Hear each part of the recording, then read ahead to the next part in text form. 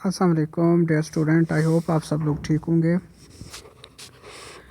Dear student, पिछले lectures में हमने गैसेस के बारे में और मुख्तलिफ टेस्ट के बारे में, सीवेज के टेस्ट के बारे में पढ़ा था।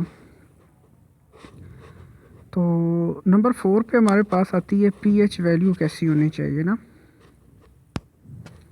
किसी भी महलूल की पीएच वैल्यू से इस महलूल की असासियत या तेज़ाबियत मालूम की जाती है।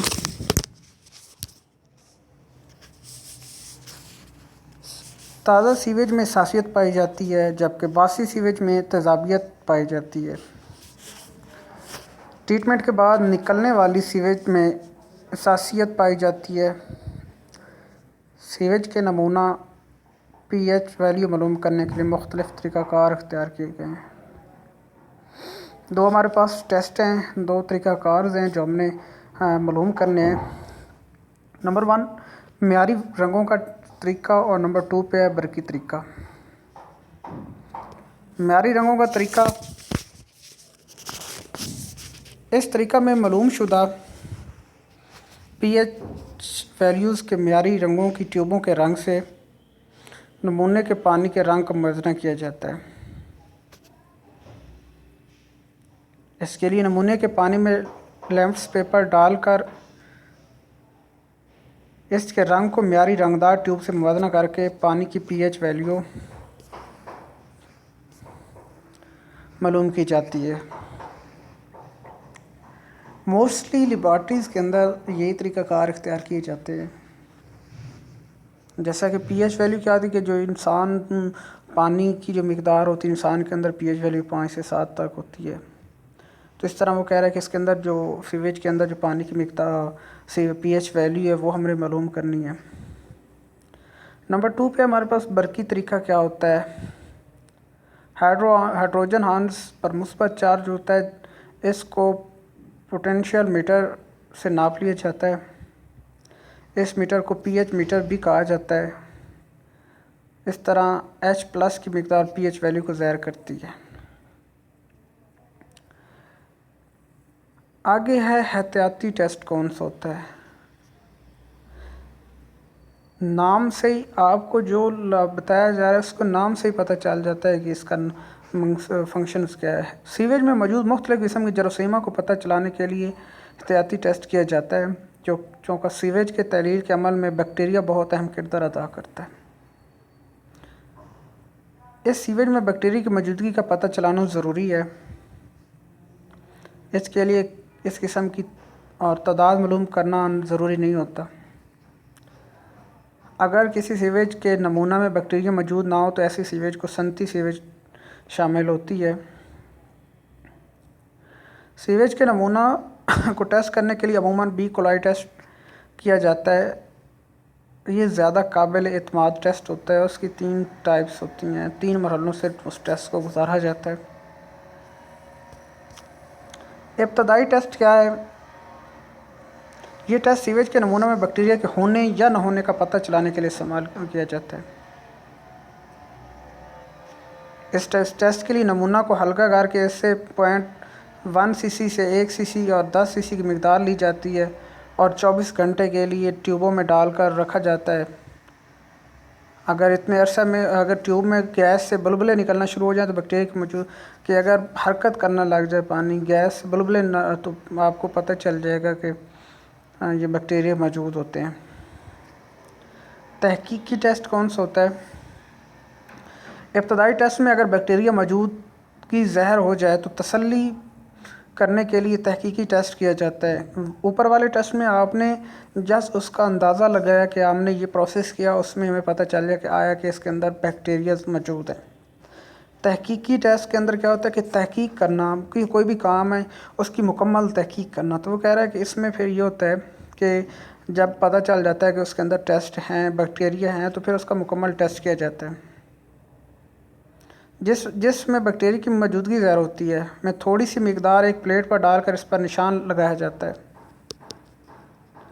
इस प्लेट पर एंट्रोकॉर या एवर्सीन मेथीन ब्लू एगर का महलूल लगाकर इस प्लेट को 20 सेंटी दर्जा ग्रेड के दर्जा हरारत पर 24 घंटे के लिए रखा जाता है। अगर मुकर्रर गुजरने पर इस प्लेट पर धब्बे नज़र आना शुरू हो जाएं तो ये बैक्टीरिया की कॉलोनी को ज़ाहिर करते हैं। जब इसके बाद हतमी टेस्ट किया जाता है।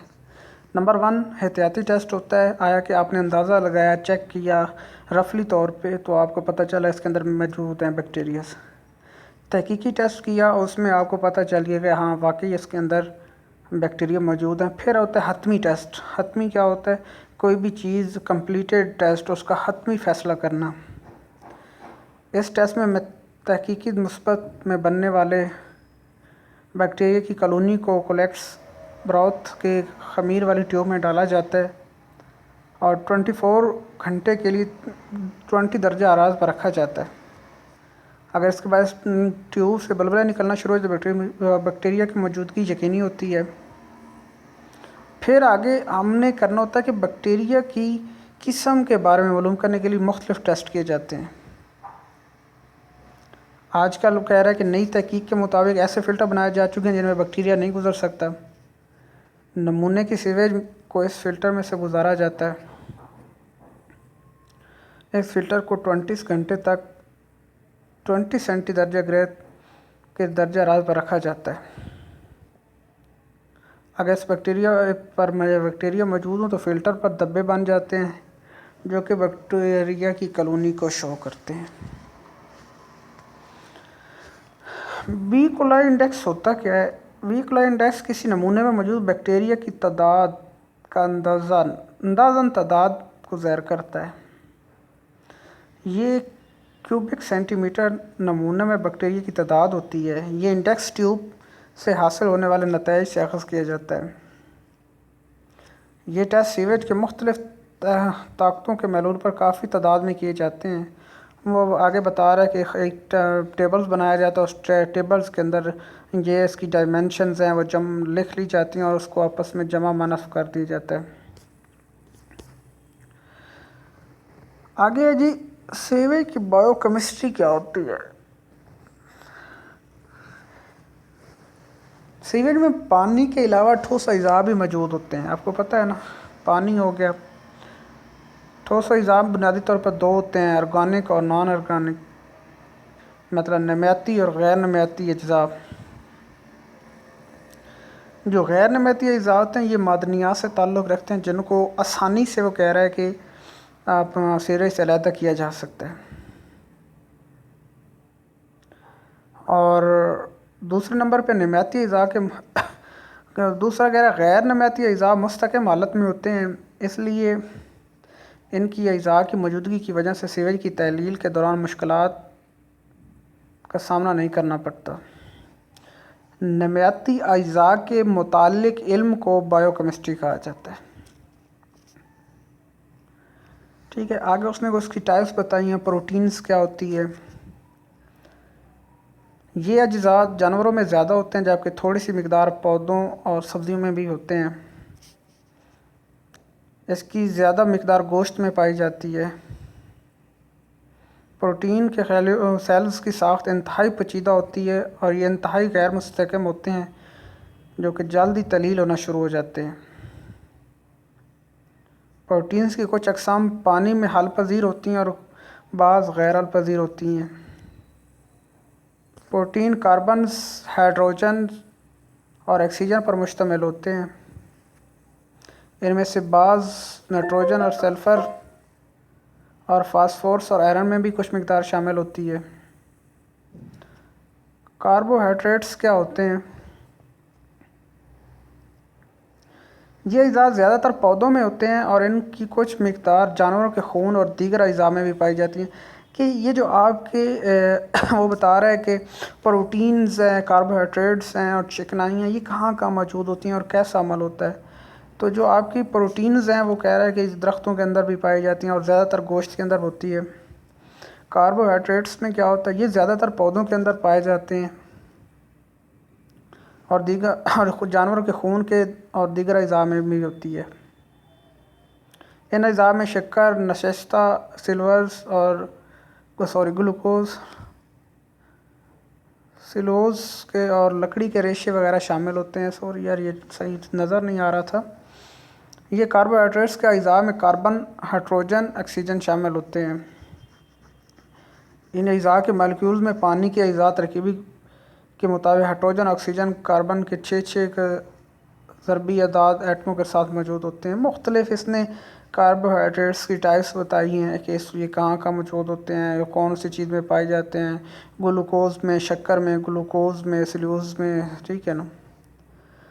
सब्जियों, फलों और छिलकों, सूती कपड़ा और कागज़ की शक्ल में सीवे में शामिल हो जाते हैं। इनकी जो टाइप्स हैं, चिकनाइयाँ का लास्ट लेक्चर में भी मैंने बताया था वो क्या होती हैं, फैट्स।